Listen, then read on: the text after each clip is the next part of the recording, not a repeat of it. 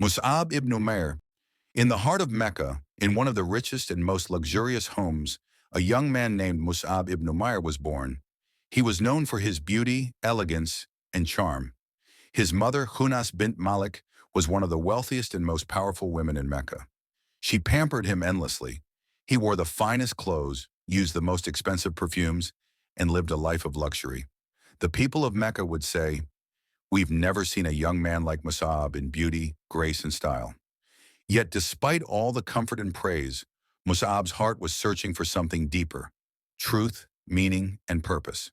His secret embrace of Islam. One day Mus'ab heard about Muhammad ibn Abdullah, peace be upon him, who was calling people to worship one God and abandon idol worship.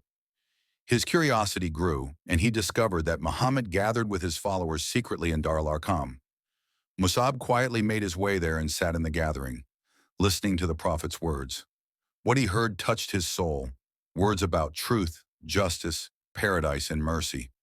He was so moved that he embraced Islam right then and there. And that was the beginning of a difficult but meaningful journey. His family's reaction and his perseverance, Mus'ab, kept his Islam a secret, knowing how his powerful mother would react. But soon the news reached her, and she was furious. She imprisoned him in their home, stripped him of his wealth, and tried to force him to abandon his faith. But Mus'ab was strong. He remained firm and committed. Eventually he escaped and joined the first group of Muslims who migrated to Al-Madinah. After some time he returned to Mecca, still holding tightly to his faith. Secret mission to Yathrib, Medina. After the first pledge of Aqaba, when a group from Yathrib, later Medina, accepted Islam, the Prophet knew they needed someone wise and eloquent to teach the people there. He chose Mus'ab ibn Oumair, young, wise, soft-spoken, yet courageous. Though Mus'ab had no tribe in Medina to protect him and no weapon to defend himself, he was rich in faith and knowledge. So he went to Medina quietly, alone, on a secret mission to spread Islam, the first ambassador of Islam in Medina. In Medina, Mus'ab went from house to house, teaching people about Islam and reciting the Quran. His calm nature, humility, and deep sincerity opened hearts.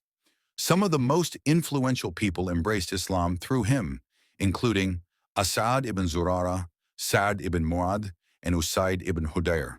When these leaders converted, their tribes followed. It is said, there wasn't a single house in Medina except that Islam entered it before the Prophet's arrival.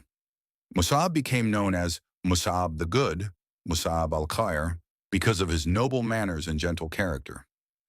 Returning to Mecca with the Medina delegation a year later, Mus'ab returned to Mecca, leading a group of over 70 Muslims from Medina to pledge allegiance to the Prophet in what became known as the Second Pledge of Aqaba. They promised to protect the Prophet if he migrated to their city, an incredible turning point for the Islamic mission. And it was Mus'ab who had prepared the ground for this success. His martyrdom at the Battle of Uhud. Mus'ab fought alongside the Prophet in the Battle of Badr and then in the Battle of Uhud. During Uhud, Mus'ab was the flag bearer of the Muslims. He fought bravely, defending the banner of Islam. His right arm was cut off. He held the flag in his left. That too was cut off.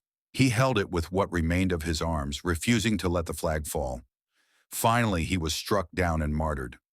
After the battle, when the Prophet saw his body, he wept. They couldn't find enough cloth to fully cover him.